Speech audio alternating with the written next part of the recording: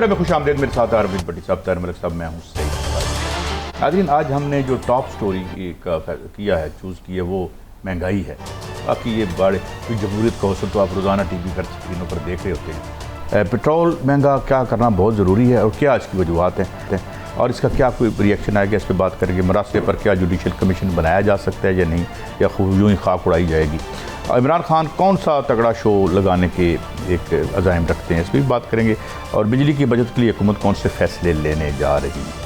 भट्टी साहब, जमहूरियत का हुस्न तो डुल डुल, कल भी मैंने कहा था, वो तो आप देख ही रहे हैं। 2 असम्बलियाँ हैं, कल 3 भी हो सकती हैं। अल्लाह ताला उस पर मज़ीद तरक्की दे सकता है। मगर बात यह है कि चंद हफ्तों में 84 रुपये 84 रुपीज़ जो है वो आपने स्लैब कर दी हैं। तो आप समझते हैं लोग इस तरह सहते रहेंगे इसको, और ये 310 तक जाना है हमें लग रहा है जी। बिस्मिल्लाहिर्रहमानिर्रहीम। काई साहब, मुझे इससे गर्द नहीं इस वक्त मुल्क का वज़ीर आज़म कौन है, मुझे इससे गर्द नहीं अपोजिशन लीडर कौन है, मुझे इससे गर्द नहीं कि सरकारी इदारों पे कौन कौन काबज़ है या कौन कौन ड्यूटियाँ दे रहा है। ये जो 21 दिन में 84 रुपये पेट्रोल की कीमत बढ़ी। एक किसान जो सुबह फजर के वक्त उठता है सूरज तुलू होने से पहले, वो जो ट्रैक्टर चलाता है ना, वो डीजल से चलता है, उसकी कल रात 59 रुपये कीमत बढ़ गई। वो जो 59 रुपये कीमत बढ़ गई एक रात में। वो जो ट्रैक्टर चला रहा है ना, उसके बाद वो सामान लेके जाएगा मंडी में, उस पर फिर पैसे बढ़ गए। उसके बाद फिर वो पीछे से शुरू करना, यूरिया बढ़ जाएगा, खाद बढ़ जाएगी। पहले तुसी गल कर लो, मैं आधे घंटे बाद नहीं वही ना, एक चेन रिएक्शन होएगा उसका, फिर वो रिटेल पे जाएगा। उसके बाद काजी साहब थोड़ा सा ज़रा गौर कीजिएगा, जो बच्चों को सुबह वैन लेने जाता है, आपने बच्चा कोई बड़ी अपने ज़िंदगी पर जबर करके अपने बच्चे को मुनासिब स्कूल में डाल दिया, मैं अच्छे में नहीं कह रहा। बैगन वाला लेता था यहाँ रखे वाला 5000, उसने कर दिया है 10,000, कर दिया है 10,000। चिंची चबुर्जी से गुलशन रावी लेता था 20 रुपये, उसने कर दिया है 35 रुपये, और डेली करी जा रहे हैं। और डेली। अब मुझे बताए, आपने जिसने ये बढ़ाया, ख्वाजा आसिफ साहब ने ठीक है 2 नहीं 1 सालन खाओ, वो तो पिजारो किसी चाय ना पियो। ये देखो ना, चिड़ो चिड़ो लो चाओ नहीं, चिड़ो। ऐसे इकबाल साहब कहते हैं चाय पीनी बंद नहीं, मैं चाय पी रहा हूँ भाई, जो करना है कर लो, ये जी लो। कई सब जरा मेरी अर्ज सुन ले, मुझे जिनके पास अरबों रुपया ना, मैं उनकी बात नहीं कर रहा। 30 रुपये 30,000 तनख्वाह है, जिसका किराया 8,000 था ना, वो 13,000 हो गया। कल मैंने 5 बंदों के इंटरव्यू किए हैं, ये मैं ख्याल 5 बंदों के इंटरव्यू किए, इंटरव्यू करें जहाँ के महमूद बूटी और सांदा। मैं एरिया बता देता हूँ, हुकूमत चाहे तो मेरे साथ जा सकती है। वो जो सब्जी लाते थे 3-7,000 की, वो हाँ राशन चले गया है 14,500 रुपये, 14,500 रुपये पे। काजी साहब, एक मोटरसाइकिल में जो 100 रुपये का पेट्रोल डलवाता था, 100 रुपये का, और घर से हमारा कैमरामैन ले ले, हमारा गार्ड ले ले, जो असल मुल्क की बादी है, हम सारे फराडिये हैं, जिनके पैसे लाखों में है ना, वो मैं उसको पॉपुलेशन ही नहीं कहता। जो अरबपति है वो तो हुआ होने के काबिल है, उन्हें तालिबान ले जाए। काजी साहब, 100 रुपये का पेट्रोल अब ड्रॉप से पड़ेगा मोटरसाइकिल में।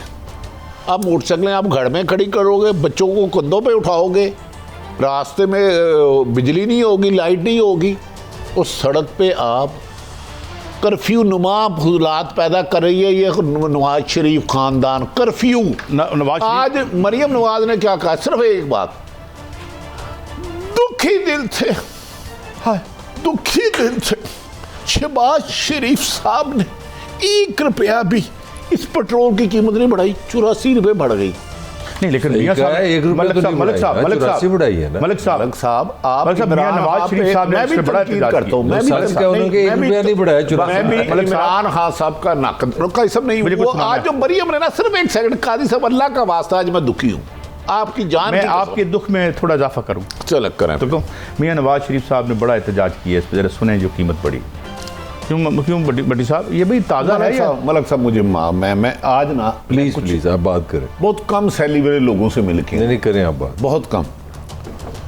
वो कह रहे हैं रात के अंधेरे में डाके, और मरियम नवाज साहबा ने कहा है 1 भी बड़े ही सुखी, 1 रुपया भी नहीं बढ़ाया, 84 रुपये पेट्रोल।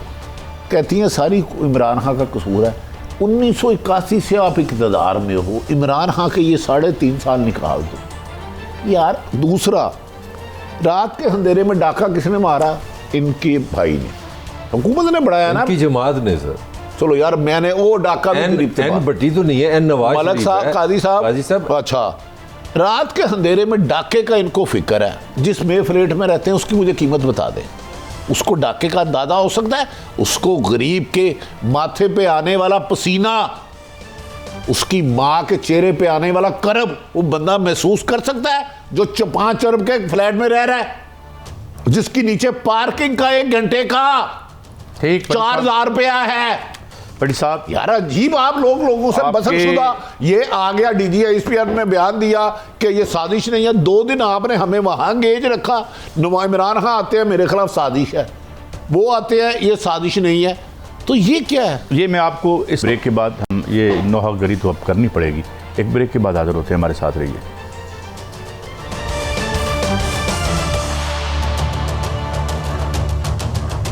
Welcome back. मलिक साहब, आज मोहतरमा जी ने बताया कि जी सारा 22 प्रोग्राम किए हैं बेनज़ीर अपना पीपल्स पार्टी दीगर ने, और 1 प्रोग्राम, और ये प्रोग्राम जो इमरान खान का था वो क्या करता ये ना करता, पीछे से 22 प्रोग्राम आ रहे थे। वो क्या, how could have he paid $90 billion.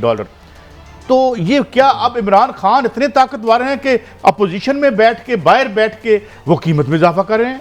क्योंकि खान साहब की आपने बात की है, मैं खान साहब को कोट करूँगा, ही इज प्राइम मिनिस्टर, साबिक प्राइम मिनिस्टर। खान साहब ने एक बड़ी आसान बात की है समझने वाली। उन्होंने कहा जी 30% महंगाई बढ़ेगी। 30% महंगाई का आसान जुबान में मतलब, मेरी जेब में अगर इस वक्त 100 रुपया था ना, वो 70 रुपये रह गया। जिस बंदे की आमदनी 10,000 रुपये थी, उसकी आमदनी 7,000 हो गई है। मतलब आसान जुबान में आप इससे बड़ा या एटम बम चला लें, ये वाकई लोगों को आप गरेवान से पकड़ कर जी सांस बंद कर लें। आपकी जो बाइंग कैपेसिटी है, असल इशू ये है। आसान तरीन डेफिनेशन में साबिक वज़ीर-ए-आज़म ने बताया, आपके साथ आज किया हुआ, जिसकी जेब में 100 रुपये है ना, जो कल की मैं बात कर रहा हूँ, आज वो 70 रुपये है। आपकी बाइंग कैपेसिटी कम हो गई है, आप इससे नफसियाती मरीज़ बनेंगे। आप मतलब मुझे ऑनेस्ट टू गॉड, मुझे आज 2-3 दिनों से किसी घर में हो जाऊँ, दोस्तों के साथ हूँ, ट्रांसपोर्ट पे बैठा हूँ, टांगे पे बैठा हूँ, पैदल चले, सोए पेट्रोल के महंगाई के कोई टॉपिक नहीं है। अच्छा यार, बड़ा वो एहतजाज भी हो रहा है, बड़ी दिलचस्प बात सुनाते हैं आपको, फिर बड़ी साहब आपसे मैं टेक नून लीग की तरफ से कुछ एहतजाज आ रहा है। बड़ी साहब मुबारक हो आपको। 12 रुपये वो पेट्रोल नहीं बढ़ा सकता जिसके सीने में दिल नहीं। तो इनके सीने के दिल में कौन सा जानवर है कि 59 रुपये डीजल और 84 रुपये पेट्रोल? मुझे ये बता दे। आज मेरे ड्राइवर ने कहा मेरी साहब सलाह बढ़ा दे। मैं क्या हुआ? कहता जी मेरा बच्चा स्कूल जाता है, तो जो टॉफ़ी है ना, ये जो बनाते हैं मिफ्ता इस्माइल साहब, वो 2 रुपये की थी, 7 रुपये की हो गई है। उसने कहा जी मैं अपनी मोटरसाइकिल पे भी नहीं आ सकता। मैं क्या करूं फिर? कहता जी पेट्रोल 3 गुना कीमत बढ़ गई है, सैलरी बढ़ाए। उसके बाद काम करने वाली अल्लाह ताला उन सब के रिज़्क़े हलाल में इजाफा फरमाए, जहाँ जहाँ भी कोई रिज़्क़े हलाल कमाता है। उन्होंने कहा कि जी ऐसी काम नहीं कर सकते। फैमिली ने पूछा क्यों? उन्होंने कहा कि हमारे मालिक ने कहा कि परसों आपका सामान फेंक देंगे। उसने पूछा वजह क्या? उन्होंने कहा जी 7,000 कराया था, उसने कहा 13 करे। तो मैं तो साहब जी इधर चिंग रक्षे पे आती हूँ, मैं तो आज पैदल आई हूँ, और पसीने से शर्मबूर थी। उसके लिबास क्या होगा? और जूता भी उसका पूरा नहीं था जो काम करने लिए। कादी साहब ये 22 करोड़ अवाम के कातल है, और ये मेरी आप छोड़ दे, हम फिर जिंदा रह लेंगे। और मुझे बताए 90% पॉपुलेशन को ये क्या जवाब देंगे? 90% पॉपुलेशन से नाज़रीन, हम कुछ शॉर्ट्स हमने आम आदमी के लिए और बड़े बुरी तरह एडिट किए हैं, क्योंकि ज़ाहिर है वो चलाए नहीं जा सकते थे। जो रिएक्शन हमने पूरे पाकिस्तान से आम आदमी से बात की है, और बड़ा एडिट करके हम उसको आपको दिखा रहे हैं। ये वो सुने अवाम का क्या रद्द-ए-अमल है। अवाम बहुत तंग आई हुई है। आज खाना पीना तक मुश्किल कर दिया है। जो आलू और दालें थी उनका रेट 300-400 रुपये पहुँच गया है। हमारी सैलरी तो 25,000 है तकरीबन। अब इससे ऊपर का तो पेट्रोल भरवा लेते हैं हम लोग। तो हम क्या घर ले जाके जाएं, घर वालों को क्या खिलाएं। सारे चोर मुसल्लत कर दिए हैं अवाम पे। गरीब अवाम का कोई सोच ही नहीं रहा है, ना खाने को है ना कुछ है। पेट्रोल महंगे से महंगा हो रहा है, हर चीज़ महंगी हो रही है, कोई चीज़ ऐसी नहीं है पेट्रोल पे ही आती है हर चीज़। बड़ी मजबूरी है, क्या करें अब, चलानी तो है, रोजी तो कमानी है। फ्यूल जो अंधाधुंध बढ़ाया जा रहा है, इसके खुमियाजा कौन भुगतेगा? खाया हुक्मरान ने, भरे हम लोग। हमारा 100 रुपये रोज़ का बजट बढ़ गया है और कोई हमारी सैलरीज नहीं बढ़ रही हैं। अब तो बाइक चलाना भी मुश्किल हो गई, ठीक है। सफ़र दूर है, बंदा साइकिल पे आ जा नहीं सकता, ठीक है। मस्जिद कोच में नहीं जा सकता। अब हम अभी क्या करें, क्या गधा गाड़ी चलाए, साइकिल चलाए, क्या चलाए? अभी एक बंदे का तकरीबन 20,000 रुपये तनख्वाह ये पेट्रोल करते हुए इनका इसे यहाँ पे पूरा हो जाता है। हुकूमत इससे अच्छी थी, बिजली तो कम से कम आती थी ना। 1 घंटा बिजली होती है, 1 घंटा बिजली नहीं होती। बिजली का कोई पता नहीं है किस टाइम आती है किस टाइम जाती है। इतने बड़े बड़े बिल आते हैं कि हद से ज़्यादा। की तरह है ही नहीं। बिल आ रहे हैं 50-50 हज़ार, 60-60 हज़ार बिल आ रहा है और बिजली है नहीं। भाई हम तो गरीब लोग हैं कि ऐसा हमारे तो ऐसे हालात हैं कि हम लोग तो रोटी खाने के भी काबिल नहीं रहे हैं। इतनी महंगाई है कि हम लोग को जो है ना मजदूरी पे जो मजदूरी हम करते हैं तो एक घी का पैकेट जो है वो नहीं खरीद सकते, और चीज़ें हम क्या खरीदें। इस हुकूमत को बिल्कुल नहीं चलना चाहिए, क्योंकि इन्होंने जिस तरह महंगाई की है, काफ़ी लोग ये कहते हैं कि हम चीज़ें सस्ती करेंगे लेकिन ये नहीं करते। इसको हुकूमत को तो बिल्कुल भी नहीं चलना चाहिए, क्योंकि बहुत महंगाई हो रही है। मतलब पेट्रोल दिन ब दिन बढ़ रहे, तो हुकूमत के लिए भी मुश्किलात है और हम आवाम के लिए बहुत मुश्किलात। ये हुकूमत मुकम्मल ख़त्म हो जानी चाहिए। इस हुकूमत के क्या फ़ायदे, कुछ भी नहीं। अच्छा मलिक साहब, मैं एक गुस्ताखी करने लगा हूँ। नाज़रीन, हमने आपके साथ बददयांती की, हमें माफ़ कर देना, हम मुल्ज़म हैं। बहुत लोगों ने सख्त अल्फाज इस्तेमाल किए थे, हमने एडिट किए, क्योंकि हमारा मौसम कहता है कैमरामैन को मेरी मर्जी की गवाही दे, ताकतवर हल्के हमें हाथ बंधे हैं। लोगों ने जो बद्दुआएं दी हैं हाकिम वक्त को, हम वो आप तक पूरी नहीं पहुंचा सके। हम कम से कम पूरा सच नहीं दिखा सके, तो आपसे ये वादा कर रहे हैं झूठ भी नहीं बोलेंगे। आपसे माफ़ी चाहता हूँ। कोई नहीं, आप मेरे दोस्त हैं खलीलुर रहमान कमर साहब, बड़े नोटेड राइटर हैं। उनकी एक ट्वीट थी, वो कहते हैं यार क्या कोई पीली खोती स्कीम चला दें, क्या करें? एक खोती के पैसे और पट्टे की कीमत बढ़ जाएगी मेरे भाई। एक मिनट में एक चीज़ एक्सप्लेन करना चाह रहा हूँ। जो जुल्म है, जो हमारे यहाँ कोई बात नहीं करता। देखें दुनिया कितनी, मैं समझता हूँ लफ्ज़ से बनता ही है, कितनी घटिया जगह है। देखिए अमेरिकन डॉलर में हम पेट्रोल खरीदते हैं, जो करेंसी की बात है $1 में।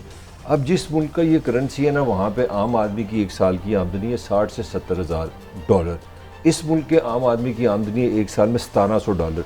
जो बंदा $1700 साल के कमा रहा है, आप उसको इंटरनेशनल प्राइस पे ले गए। मेरा पॉइंट समझे, मैं अगर अमेरिका में एक काम करता हूँ, मुझे आपने ₹1 दिया, मैंने ₹1 का पेट्रोल ले लिया, मेरा मातम अपनी जगह। यहाँ पे जब आपने मुझे ₹1 दिया, मुझे $1 के लिए 210 रुपये चाहिए। आप जुल्म का इंतहा समझे, आपने इंटरनेशनल प्राइस कर दिया पाकिस्तान में। ये इससे बड़ा एक आम आदमी से डाका क्यों हो सकता है? और आप बेशर्मी से आप बेशर्मी से रोज कहते जा रहे हैं कि जी इंटरनेशनल प्राइस बढ़ रही है तो हम मजबूर है। यानी कि मैंने कमाना रुपीज में है, खर्चना डॉलर में। अब मेरी अर्ज है ना, इंटरनेशनल प्राइस तो तब करे ना हम कंपैरिजन, क्या फिर मेरी इनकम भी उतनी करे। मैं वही पॉइंट पे खुद ही आप बिल्कुल मजदूर $3000 कमाता है, 3000 मुझे पाकिस्तानी कितना हो गया? मुझे तो रुपीस में देते हैं ना। मैं यही कह रहा हूं ना भाई, उनका शर्म करो। उधर तुम्हारे अरबों रुपए के फ्लैट हो सकते हैं, खरबों रुपए के प्लाजे हो सकते हैं, मगर डॉलर में तेल है, मैंने खरीदना रुपीस में है, डॉलर प्राइस में। मैं ये रो रहा हूँ। मैंने कमाना जो है वो पाकिस्तान साहब मुझे ये बताया, ये कह रहे थे हम तजुर्बाकार हैं। इमरान खान पे संगीन इल्जामात लगाते थे। ये तजर्बा ये करने आया है कि 21 दिन में 84 रुपये पेट्रोल की कीमत। काजी साहब खुदा का खौफ करे, मर जाना है आप लोगों ने इन चोर हुक्मरानों को डिफेंड कर करके। और जिनको ये लाए हैं, जो हुकूमत को लाए हैं, वो इससे बड़े मुल्ज़म हैं। अच्छा, ये जरा मरियम साहिबा का भी इस पे टेक ले लें, ज़ाहिर उनका मौक़िफ़ भी आना चाहिए। सुनाएं जी। आज जो हुकूमत पाकिस्तान को करना पड़ रहा है, मुश्किल फैसले लेने पड़ रहे हैं, ये वो फैसले हैं जो इमरान खान करके गया था IMF के साथ। पाकिस्तान की हुकूमत, शहबाज शरीफ साहब बतौर वजीर आजम पाबंद हैं IMF के उस मुआहदे की पाबंदी के। हमारी मजबूरी ये है कि हम अगर ये मुआहदे को तोड़ते हैं या हम IMF का जो इमरान खान ने मुआहदा किया उसकी पासदारी नहीं करते, तो पाकिस्तान खुदा न खास्ता डिफॉल्ट कर जाएगा। अच्छा, एक भट्टी साहब और मलिक साहब, कुछ ये प्राइम मिनिस्टर जब आते हैं तो क्या बातें करते हैं? मेरा मलिक साहब आपसे डायरेक्ट सवाल है, ये जितने लोग गुफ्तगू फरमा रहे थे इनकी ज़ाती मैशत के बारे में क्या क्या वजह है कि एक मुल्क पे हुक्मरानी करने वाले इनकी हर साल प्रॉफिट और माल बढ़ रहा है, और जिस मुल्क पे हुक्मरानी की है उसकी मैशत को बुरकस निकाल दिया इन्होंने। भाई साहब, अगर ये सिंपल वन लाइन है ना, एक्टर्स हैं, ये एक्टिंग है, ये स्पीचेस बनाते हैं। जिस तरह मुझे भी कहते हैं कि यार तुम जर्नलिस्ट की बजाय पुलिस अफसर बनो, तुम्हें इतने पैसे, ये सारी एक्टिंग हो रही है। ये सबको पता है, ये सबको पता है, इन सबको पता है कि IMF से कर्जा लेके मुल्क चलाना है, अपना हिस्सा लेना है। काजी जाने पट्टी जाने इनको जूते पड़ते रहे, सिंपल सा फार्मूला है। कोई बंदा, अच्छा आप बात कर रहे हैं कत्तन में नून लीग को प्रोटेक्ट नहीं कर रहा, मैं आपको चैलेंज कर रहा हूँ, अगर इमरान होता तो यही हाल आज भी आपको कर रहा था। Imran doesn't have any vision, क्या करना था उसने? IMF के पास भी जाता, कहाँ जाता? उसको आपने तय कर लिया है कि कभी किसी दिन स्टोरी करेंगे भट्टी साहब से। देख ना, मुझे बताएं किसके पास क्या है? तो आज से धांधली शुरू कर दी है ना बाहर रखने के लिए, ये भी बताएंगे बाद में। उसको निकालें। सब ठीक है।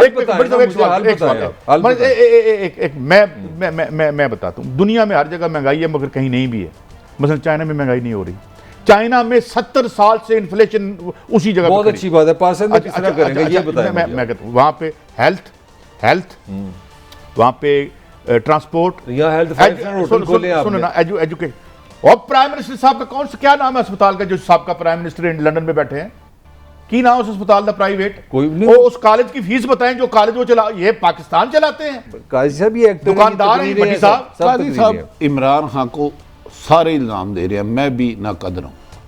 क्या IMF के पास पहली दफा इमरान खान गया था? मुझे 22 प्रोग्राम इन्होंने मिलजुल के किए, PDM ने मिलकर यार मेरी रहनुमाई, मैं सिर्फ लोगों के लिए याद करूं। पहली दफा इमरान खान गया था IMF के पास, बेनजीर भुट्टो गई थी, दूसरी दफा, तीसरी दफा, चौथी दफा, पांचवी दफा, छठी दफा, सातवीं दफा, आठवीं दफा, नौवीं दफा, 10वीं दफा, 11वीं दफा, 12वीं दफा, 13वीं दफा, 14वीं दफा, 15वीं दफा, 16वीं दफा, 17वीं दफा, 18वीं दफा, 22वीं दफा, एक दफा वो गया। भी गया था। मेरा मतलब है 21 साल से मगरमच्छ 81 में नवाज शरीफ 81 में वजीर बने पहली दफा 85 में गैर जमाती इलेक्शन में वजीर आला बने। आज आप सारा जिम्मेदारी इमरान खान को नहीं, यार कोई जुल्म है, वो खुदा का खौफ करो, अल्लाह से डर जाओ। भट्टी साहब मैं कह रहा हूं ये सिस्टम है, इसने यही रहना है। आप लाए इमरान को वापस लाए, अगर वो 84 में नहीं कर रहा मेरे साथ कोई, मैं कह रहा हूं 4 दफा 40 साल हुकूमत करके, ये आपके सामने इस वक्त जो चार्ट चल रहा है ये चाइनीज इन्फ्लेशन का है, और मुल्कों में, इंडोनेशिया में बिल्कुल नहीं है इन्फ्लेशन, इंडोनेशिया उन मुल्कों में है। यानी इसका मतलब ये है मलिक साहब और भट्टी साहब कि ये इसी ग्लोब पे हो रहा है ना, 1 मिनट देना, इसी ग्लोब पे हो रहा है ना। मुझे 1 मिनट देना। देखिए मेरा मसला ये कोई अफरात-ए-ज़ुर, मेरा मसला है कि अगर आपने 30 रुपये महंगाई की मेरी इनकम बढ़ा दे, सिंपली लॉजिकल गेम लड़ाई है बाइंग कैपेसिटी की। मेरा रोना ये है कि मैं अमेरिका में रहता हूँ, मेरी बाइंग कैपेसिटी अमेरिकन डॉलर की है, पाकिस्तान में मैं कमाता पाकिस्तानी रुपीज खर्चता हूँ मैं डॉलर में। यार दुनिया की कोई मेरी बात, ये जबर है, ये जुल्म है, मेरी इनकम बढ़ा दे, मुझे कोई इतराज नहीं। मेरी इनकम का मसला है, मसला अफरात-ए-ज़ात नहीं है। बात ये है कि आज हमें ये बात करने दें, बहुत रोका गया है हमें ये बात करने से। आपका माशी सिस्टम कोलैप्स कर गया है। ये जो आपने मिडल मैन बीच में काम रखा हुआ है कि ये जी आयल इंपोर्टिंग कंपनियां, राणा भगवान दास की रिपोर्ट खोलें इन आयल मार्केटिंग कंपनियों की। भट्टी साहब ये जो जिसे उर्दू में अंग्रेजी में कमीशन एजेंटी कहते हैं, ये निज़ाम आपका बैठ गया है, इस तरह रियासत नहीं चलेगी। मतलब भट्टी साहब काजी साहब मेरी अर्ज सुन लेना, मैं ज़रा अपने लीडरों पे जिन्होंने तबाह की है, इसकी हर चीज़ की एक वजह होती है। कोई भी मुल्क या घर 1 सेकंड में तबाह नहीं होता, एक पूरी तारीख होती है, हर मंजर का पस। ये कहती है जी IMF ने वादा किया था, शहबाज शरीफ के पास हल नहीं है। इमरान खान वादा करके गया था, इमरान खान तो कहा था मैं शहबाज शरीफ को भी उल्टा लटकाऊंगा, इनसे पैसे लूँगा, फिर अपने अब्बे को उधर करा दे बुलवा के। बड़ी इमरान खान का इसको एहसास है, मरीम नवाज साहबा को। वो फरमा रही है ना कि मैं क्या करूँ, इमरान खान का वादा किया था। और भाई कर्जे हमेशा इन वजीर आजम के नाम को नहीं मुल्कों के मिलते। आज जो मौजूदा वजीर आजम वो माजी के कर्जे उतारेंगे भट्टी साहब, जो इनके बाद आएगा। मेरी तो मुफ्त मशरा सुन लें आप, टीवी की स्क्रीन मुफ्त मशरा। महंगाई जो है जो अनलीश हो रही है, जो काबू से बाहर हो रही है, उसको हमें इंटरनली जो है कफायत शारी से हम रोक सकते हैं। खानदानों में, घरों में इनकम जब कम हो जाती है तो आप 2 की जगह 1 जो है वो डिश पकानी शुरू कर देते हैं। कफायत शारी करें। मैं ये भी कौम से अपील करूंगा कि हम चाय की 1-1 प्याली 2-2 प्यालियां कम कर दें, क्योंकि जो चाय हम इंपोर्ट करते हैं वो भी हम उधार लेकर इंपोर्ट करते हैं। बट साहब ये तो बड़ी अच्छी बात है कि क्या ये हाल नहीं हो सकता, ये हाल नहीं हो सकता कि मैं कोई ये मेरे अब 22 करोड़ आवाम एक कंपनी मुझे बताया कि कंपनी खोले 15 लाख रुपए जिस तरह इनको आना लीगल सुप्रीम कोर्ट के मुताबिक, वो आम आदमी को आना शुरू हो जाए, इस तरह का हो सकता है। ऐसे लोगों को चला के मैं भी मुल्ज़म हूँ। ये ठीक कहते हैं ख्वाजा आसिफ साहब, 2 की जगह इनके घर हो सकता है 10 डिशें बनती हो, अल्लाह ताला और दे। अगर इसके लोगों के घर में तो एक भी नहीं बन रही। अगर जिस घर में रोटी के साथ जो प्याज के साथ खाते हैं, अचार के साथ, वो नहीं खा सकते, मुझे बताओ उसको क्या मशवरा दो। आप कह रहे हो जिसने 10 डिशें वो करा ले। मलक साहब, जो औरत रोटी के ऊपर प्याज रख के तोड़ के या मजदूर, मैंने ये खाते हुए लोगों को देखा है। सच है, मैं कोई खुदा ना सच है, मैं आपसे उसको क्या मशवरा दोगे? वो मर जाए, यही है। फिर ये जो हालात आप बता रहे हैं, खुदकशी कर। डिशें 2 की तो एक करेगा ना जो 2 पकाने के काबिल है। मैं कह रहा हूँ रोटी के ऊपर प्याज तोड़ के जो खाते हैं, जो चार के साथ खाते हैं, ये मशवरा खाना छोड़ दे, मर जाए। मैं यही कह रहा हूँ। अगर ये मैं कह रहा हूँ, अच्छा 22 करोड़ का इशू करते हैं, नहीं बाहर से लोगों को पैसे आ जाए। कादी साहब मेरी बात सुने, आपको वो वजीर दफा रहे हैं, उनकी बात की उन्होंने आप पे एहसान किया। उन्होंने कहा 2 की जगह डिश पकाओ, वो शुक्र करो। वो कह दें जिस घर में 10-5 लोग हैं, 3 लोगों को कत्ल कर दो ताकि पैसे बच जाएंगे, ये भी मशवरा दे सकते थे। और ये कानून सादी भी हो सकती है। जिस फैमिली के 3 बच्चे हैं ना, 2 बच्चे मार दो, 1 को रख लो। ये तो इन सन दिलों से आप ये उम्मीद रख रहे हो कि ये आपको रोटी देंगे, ये आपको पानी देंगे, ये आपको तालीम देंगे, ये फ्राडिये को, जालसाज फ्राडिये को, जो रेटिंग का फ्रॉडी है, उसको पकड़ेंगे यार। इनसे तवक्कुर रख रहे चाहता हूं। मलक साहब मुझे बताएं ना, नहीं ये कह रहे हैं 2 की जगह 1 डिश, मुझे सिर्फ ये बता दें, अगर ये कह दें कि आपके गरीब के 4 बच्चे हैं, 2 बच्चे कत्ल कर दो, क्या करने नहीं पाए? क्या माओ से बच्चे मरवाओगे? बट्टी साहब 1 मिनट, मैं अब आपको बाकायदा फिगर देने लगा हूं कि इस वजह से कितने बच्चे मरते हैं। मलिक साहब, 61.3% माएँ इस निज़ाम और इस महंगाई की वजह से खून की कमी का शिकार हैं, जो कि रिप्रोडक्टिव एज में होती हैं, बच्चा जन्म देती हैं। जो वो बच्चे जन्म देती हैं पाकिस्तान में, इस महंगाई की वजह से, इस गुर्बत की वजह से 1 साल में आप कहते हैं बच्चे कत्ल करते हो रहे हैं। मैं बताता हूं आपको, 1,70,000 बच्चा 5 से 16 साल की उम्र में, 5 साल से कम उम्र में मर जाता है, स्टंटेड ग्रोथ की वजह से, गुर्बत की वजह से, कैलोरीज ना होने की वजह से। स्टंटेड ग्रोथ क्या बता रहे हैं? और रोटी नहीं खा सकता। 1,70,000 बच्चा मरता है इस मुल्क में।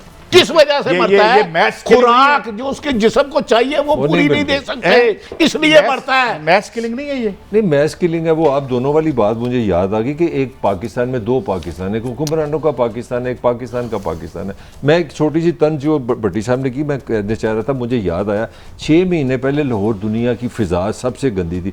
मैं तो शुक्र कर रहा हूँ ये वजीर नहीं था, तो इसने कहना था ऑक्सीजन लेनी बंद कर दो, ख़त्म हो जाएगा सारा मामला, आपकी फ़िज़ा ख़राब है, ऑक्सीजन लेनी बंद कर दें, आप ठीक हो जाएंगे। तो ये हुकूमत, मुझे बता दें, अब दोनों से सवाल है कि हुकूमत और किस काम के लिए हमने। अच्छा, मैं एक आपको ये बता दूं, मैं अब आपको ब्रेकअप देता हूँ।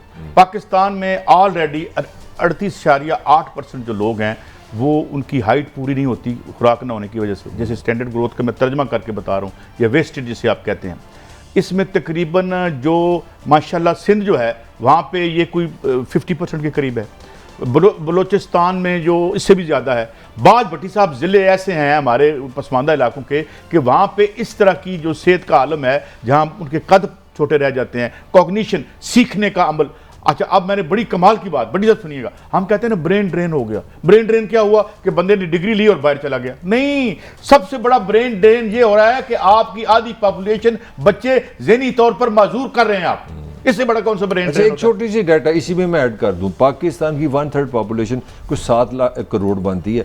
7 करोड़ ने ज़िंदगी में एक दफ़ा साफ पानी नहीं पिया। क्या मैं कह रहा हूँ, ज़िंदगी में एक दफ़ा साफ पानी नहीं पिया। आप बातें करते हैं जनाब ये वो, तो आपने पाकिस्तान बना दिया 1 करोड़ 50 लाख के लिए, ये उनका पाकिस्तान है, बाकी पाकिस्तान। और दूसरी बात ये कि जब आप बच्चे, बड़ी साहब आप भी माशाल्लाह आपके बच्चे से अल्लाह से ज़िंदगी सबको दे, जिस वक्त बच्चा ग्रो कर रहा होता है तो भट्टी साहब हम उसे ज़्यादा खुराक देनी होती है कि यार इसकी हड्डियाँ, ये इसकी ग्रोथ है, एक कहते सालन कट कर दो। मेरे फिर आप इनकी बात करें, जो नवाज शरीफ के घर जू है ना, जहाँ जानवर हैं, आप उनकी सैलरी, उनकी खुराक जो महीने की है ना, गरीब आदमी के 50 ख़ानदान की साल की है। काजी साहब ये मेरे लीडर नहीं है, ये मेरे मुल्क के लिए नहीं है, ये इधर सिर्फ हम पे हाकमियत करके, इम्पोर्टेड साजिश करके, इक़्तिदार लेके, पैसा कमा के अपने बच्चों के लिए बाहर बढ़ते हैं। जब तक आपको कायदे आज़म जैसा लीडर नहीं मिलेगा, आप इससे ज़्यादा बदहाली में जाएंगे। साहब एक जो साइबेरियन टाइगर है उसके लिए एक मशीन भी सुना मियां साहब के घर लगी हुई है। अच्छा भट्टी साहब, आप कहते हैं ये लीडर मिलेगा किस तरह? हम तो साइबेरियन जो मशीन है जिसमें वहाँ टेम्परेचर रखा जाता है उस शेर के लिए और उन जानवरों के लिए, बड़ी साहब उसकी कीमत का अंदाजा है आपको? वो करोड़ों में है। मैं कादी साहब मेरी सिर्फ आप मेरी बात दरअसल आप सुनते नहीं। एक तरफ मियानी साहब में कब्र के पैसे नहीं है, एक तरफ 7,500 कनाल या एकड़ जाती उमरा का घर है, इसी तरह बनी गाला के घर की पैमाइश है, इसी तरह बलावल की। ये मेरे लिए, आपके लिए, 2 मरले के घर के लिए एक जगह, एक कमरे में 5 फैमिली के मेंबर सोने वालों के लिए कैसे सोचेंगे? मुझे बता नहीं रहे आप कैसे सोचेंगे। मैं तो सोच रहा हूँ शायद वहाँ जो मियां साहब के वहाँ उधर जानवर नहीं भट्टी साहब, ये तो आप गलत बात कर रहे हैं। जो बिलावल का लाहौर में घर है वो तो तोहफा मिला है, वो तो उन्होंने खरीदा नहीं, वो तो गरीब लोग हैं, उनको अच्छा, उस घर की आप बिल मुझे बता दें। आप मैं इकट्ठे किए थे उस घर में, मुझे 1.5 किलोमीटर गाड़ी में हम अंदर गए थे, जो मुफ्त मिला उनको। ये तो फिर अगर आप पर ऐसे हुक्मरान मुसल्लत होंगे जिनके आपके सरकारी मुलाजम ऐसे हैं। अलग साहब आपने बड़ी गलत स्टेटमेंट, मैं माफ़ी चाहता हूँ। क्या जी? वो उस मकान के लिए हम 1,77,000 बच्चे साल में मरवाते हैं, उनको तो फ्री मिला ही यार। नहीं छोड़े ना, इनको ये जो माल 2 नंबर इन्होंने इकट्ठा किया हुआ है, जिससे हमारे बच्चों की आधी जनरेशन को माजूर कर लिया है हमने इन तोहफों के पीछे। हम बड़ी कीमत अदा करते हैं, मुफ्त नहीं है। आप सही कह रहे हैं। उनके लिए मुफ्त होगा, ये कौम मुफ्त नहीं दे रही। फिर हम इतनी बड़ी लैंड देते हैं।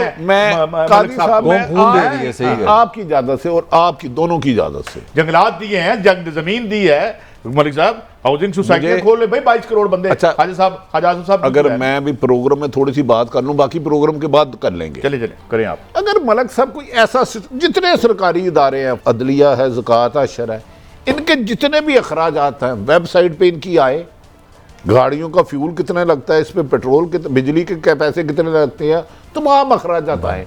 अगर इससे आपके मुल्क का अरबों रुपया ना बच जाए तो मेरी गर्दन उतार देना। मैं कितनी बड़ी बात कह रहा हूं। बात की आपने, बड़ी हर जितना वेलफेयर का महकमा है उसका टोटल बजट है, एक चीज लिखे, एक रुपया कहाँ लग रहा है, इससे अरबों रुपए बचेंगे, अरबों। मैं लाखों या करोड़ों नहीं कर रहा। तो ये करेगा कौन भट्टी साहब? मुझे कोई नहीं करेगा, क्योंकि ये है महाम में सब लूट रहे हैं। आप इस तरह लग जैसे खान साहब भी थे तो यही मामला था, मैं किसी को स्पेसिफाई नहीं कर रहा। जिस तरह अवाम के खिलाफ एक ऐलान जंग की सूरत लग रही है, ये जो कुछ आप कर रहे हैं, और ये करना ज़रूरी नहीं है। बहुत जगह से हम कटौतियाँ कर सकते हैं अगर निज़ाम में तरमीम करें तो। उस पर भी बात करते हैं एक ब्रेक के बाद।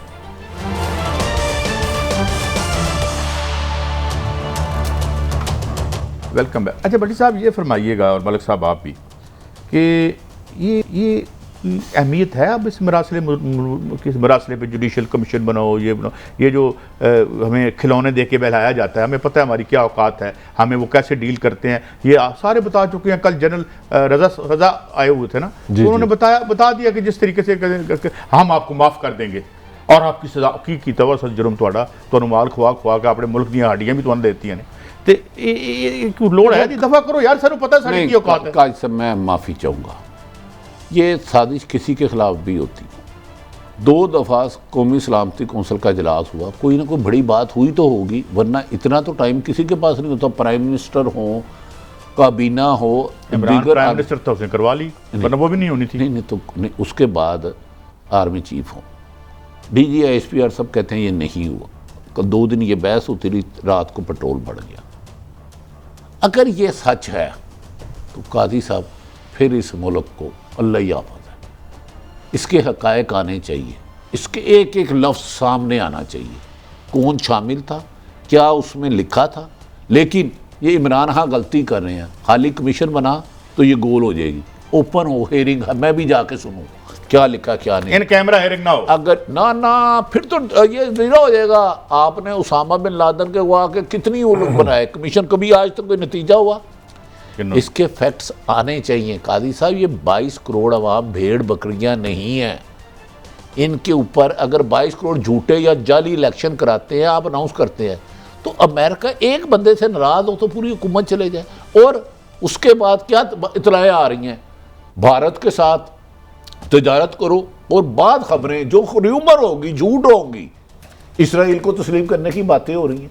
काजी साहब ये बहुत संजीदा मामला है। मुझे इमरान खान से गर्द नहीं, लेकिन ये जो एलिगेशन है, हमारी जो DG ISPR की बड़ी उन्होंने वजाहत से इसको एक्सप्लेन कर दिए। अच्छा, पहले मैं खान साहब भी सुनवा लूँ, आप बड़ी देर से आपने बोले, मैं आपको जी खान साहब भी सुना दे, फिर मलिक साहब से पूछता हूँ। अब मेरा सवाल ये है कि क्या ये DG ISPR फैसला करेंगे कि ये साजिश थी या नहीं? उनका तो एक पॉइंट ऑफ व्यू हो सकता है, वो फैसला तो नहीं कर सकते। फैसला अगर करवाना है इसका, जिस तरह प्रेसिडेंट ऑफ पाकिस्तान ने चीफ जस्टिस को खत लिखा है कि आप इसको प्रोब करें, आप कह रहे हैं मुदाखलत हुई, तो अब कौन फैसला करेगा कि ये साजिश है, मुदाखलत है? चीफ जस्टिस को क्या करें? एक प्रॉपर इन्वेस्टिगेशन होनी चाहिए थी, जो हुई नहीं अभी तक। तो कोई नहीं कह सकता, DG ISPR ये नहीं कह सकता कि साजिश है या नहीं है। जी मलिक साहब, दोनों देखिए काजी साहब, एक इख्तलाफ और चीज़ है, सोचने का अंदाज़ मुख्तलिफ हो सकता है। मैं ये नहीं कहूँगा पाकिस्तानी की तरह खान साहब ने पाकिस्तान के इदारों पे हमला कर दिया। मेरा हाल उनकी वो एक पॉलिटिशियन है, एक समझने वाली बात है। 1.5 करोड़ से ज़्यादा उन्होंने वोट लिया है, 3 साल वो पाकिस्तान के प्राइम मिनिस्टर रहे हैं। पाकिस्तान का प्रेसिडेंट जो हेड ऑफ आपकी स्टेट है वो लेटर लिख रहा है। तो मेरे ख्याल में इसमें क्या बुराई है कि अगर आप एक कमीशन बिठा दें, क्योंकि हमारे यहाँ जो सबसे बड़ा मसला है उसको ओपन होना चाहिए। मैं वो तो मेरे से भी आगे बात करें। मैं कहना ये चाह रहा हूँ कि हम एक नई आदत का शिकार हो गया पाकिस्तान में कि हमारे यहाँ इख्तलाफ होता है, इख्तलाफ को हम एंड पे नहीं लेके जाते, हम उसमें से सच झूठ का फर्क ही नहीं करते। दूर उड़ा के कंफ्यूजन, तो वो कंफ्यूजन की यही वजह है ना सबसे बड़ी। मैं इमरान के साथ हूँ, मेरे ख्याल में इस पे कमीशन बैठना चाहिए। कमीशन बता दे, ये बात ये मेरा फिक्र सब होनी चाहिए। खुदा के लिए कमीशन बैठते हैं, आप मुझसे ज्यादा साहिब इल्म है, ताकि एक दफा पता तो चले साबिक वज़ीर आज़म ने गलत बयानी की या बट्टी साहब अल्लाह करे ऐसे हो। नहीं, मेरा इस मुल्क से प्यार है ना, मुझे तो लगता है कि हो सकता है कमीशन के कि आपके इदारों ने जो कहा था बिल्कुल सही कहा था। एक चीज कंक्लूड होनी चाहिए, ये दरमियान वाला रास्ता छोड़। अच्छा, ये DG ISPR साहब का भी ये कहना है, जुडिशल कमीशन पे उनकी राय भी आपको सुनवाते हैं। वेरी पॉजिटिव भट्टी साहब, बड़ी पॉजिटिव बात, खूबसूरत बात की है मौजूदा DG साहब, बंदे भी अच्छे हैं, लेकिन इन्होंने सारे मसाइल हल कर दिए हैं। हुकूमत के लिए भी अपोजिशन, उन्होंने कहा भाई हुकूमत फैसला कर ले, हम बना देंगे। लेकिन ये हुकूमत तो आई डोंट थिंक करेगी फैसला। क्यों नहीं करेगी हुकूमत? तो ये भी पाकिस्तान के शहरी हैं ना, बेशक नून लीग की हुकूमत है। और यार ये फैक्ट्स जानना ज़रूरी है कि डाका पड़ा है 22 करोड़ अवाम के वोटों पे, हक पे। मेरी राय है कि मेजर जनरल इफ्तिखार बाबर साहब ने बहुत मकबूल कर दिया जी, आप बना दें, दूध का दूध पानी का पानी सामने आ जाए, ताकि कल को कोई इतराज़। लेकिन रूलिंग पार्टी की अहम लीडर हैं मरीम नवाज साहबा, वो इस पे क्या उनका टेक है? DG ISPR ने कल जो बात की है, वो DG ISPR ने बतौर इंडिविजुअल के नहीं की, वो रिप्रेजेंट करते हैं पाकिस्तान की सिक्योरिटी एजेंसीज को। और पाकिस्तान की सिक्योरिटी एजेंसीज, उन्होंने जो बात की कि साजिश नहीं हुई, तो वो रिप्रेजेंट करते हैं उस नेशनल सिक्योरिटी एजेंसीज को जिनके पास फैक्ट्स होते हैं, जिनकी जिम्मेदारी है पाकिस्तान की सिक्योरिटी। वो अपने पास से कोई सियासी बात नहीं कर रहे, वो फैक्ट्स पे बेस बात कर रहे हैं। और सिर्फ इमरान खान को खुश करने के लिए वो झूठ को सच बना के पेश नहीं कर सकते। ये कौमी सलामती का मामला है, नेशनल सिक्योरिटी का मामला है, सियासी मामला नहीं है। लेकिन किसी को कोई वजाहत नहीं देनी चाहिए, ये झूठ एस्टैब्लिश हो गया है, उसके झूठों को और तवज्जो देने की कोई जरूरत नहीं है। मलक साहब, मैं आपको चाय पिलाऊंगा। मेरी मोहतरमा मरियम नवाज साहबा ने क्या कहा? जो तो नहीं बनाएंगे, मैंने आपको क्या दिया। नहीं सर, नहीं लफ्ज़ क्या कहा है उन्होंने? तो कहा कि वो नुमाइंदे हैं सिक्योरिटी के, और उन्होंने कह दिया कि नहीं होगा। और वो नुमाइंदे हैं उसी ISI के चीफ से ये रिज़ाइन मांग रही थी 2018 के में। जिसके स्पोक्समैन है मेजर जनरल आर्मी चीफ का, उसी का रिजाइन मांग रही थी। अब मुझे बताएं, बीइंग ए शहरी मैं क्या करूं? मेरी भी तो रहनुमाई करे ना काजी साहब। आप इस दोगलेपन पे अपने आप को कोसे। जिसके डीजी आईएसपीआर साहब स्पोक्समैन है, वो पाक फौज की हैं, वो किसी एक शख्स के नहीं, पाक फौज जिसकी वजह से आज पाकिस्तान कायम है, वरना ये रह ही नहीं सकता 2 दिन भी इन सियासतदानों।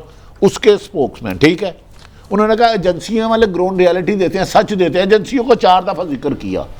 उसी डीजी आईएसआई का ये रिजाइन मांग रही थी। अब मुझे बताएं, बीइंग ए पाकिस्तानी न्यूट्रल शहरी मैं क्या कहूं, मैं किस पर यकीन करूं?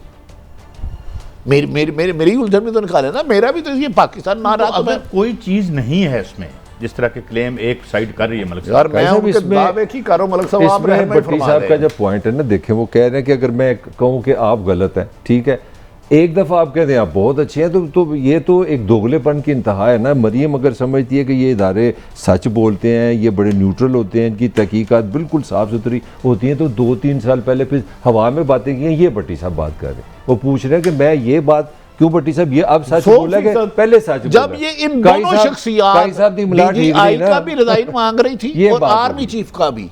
आर्मी चीफ को एक दिन में नहीं बनता, उसकी 35-36 साल का तजर्बा होता है, एक दिन में नहीं। अब आज ये 18 में रिजाइन मांग रही थी, इनके वालिद साहब। इसमें एक और मैं पॉइंट ऐड करूंगा भट्टी साहब, एक पॉइंट आपके साथ मैं ऐड करूंगा। देखें कितनी बड़ी पॉलिटिकल गेम डाल रही है मरीम। देखें आपने जब कहा ना कि जो सिक्योरिटी इदारे हैं, फ़ौज उनकी नुमाइंदा है, फ़ौज उनको रिप्रेजेंट करती है। शायद इसको पता नहीं, पाकिस्तान के आइन के तहत पाकिस्तान की हुकूमत फ़ौज की नुमाइंदा होती है। फ़ौज अपनी बात नहीं करती, फ़ौज पॉलिटिकल इंस्टीट्यूशन नहीं है, फ़ौज इज़ अंडर दी हुकूमत, यू आर रिस्पॉन्सिबल। और ये कर क्या रहे हैं, ये मैं समझता हूँ, मेरी समझ से बाहर है। Why it is between army and the Imran Khan, it has to be between the government and the opposition.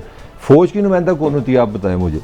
फौज अपनी नुमाइंदा खुद भी होती, फौज की नुमाइंदा हुकूमत होती है। हुकूमत का काम है आके बताया कि हमने कमीशन बिठाना है, कमीशन बिठाना। क्यों भट्टी साहब नहीं ठहरे जरा, ये गलत बात नहीं हो रही? तो मेरी भी है फौज, आपकी भी है फौज, तो पाकिस्तान की है। मरियम साहिबा इसको अपने साथ नथी ना ये फौज की नुमाइंदा ये ना रही तो हम भी नहीं रहेंगे, ना करें ये जुल्म ना करें। अच्छा, खान साहब की कोई एक शॉट सुनवाना आपको, वो भी कुछ मजीद प्लानिंग कर रहे हैं।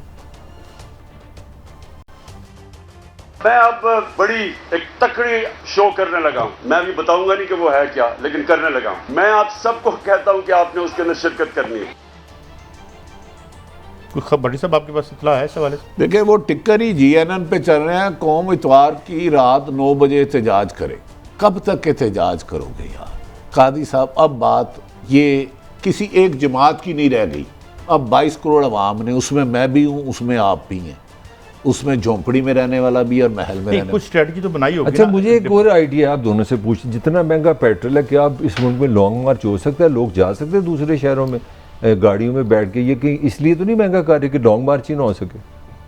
नहीं, ये तो कह रहा जी, लॉन्ग मार्च सबसे लॉन्ग मार्च किस तरह आप पिटी जाएंगे गाड़ी पे जाके एहतजाज करें इतने महंगे पेट्रोल के साथ? लॉन्ग मार्च जो था चाइना का मौजूद जिसमें रेवोल्यूशन हुआ था, वो तो फजूल था, वो मोज़े तंग जिंदा नहीं रहा, वो देख नहीं सका, वो महीनों जारी रहा था। वो नहीं, मोज़े तंग और पाकिस्तान के लीडरों को आपका कंपैरिजन एक ही है। चलें, अगर ये खाली तंग है, वो मोज़े तंग है। मुझे तेजी से कहा गया। अगले हफ्ते तक इजाजत, अल्लाह हाफिज़।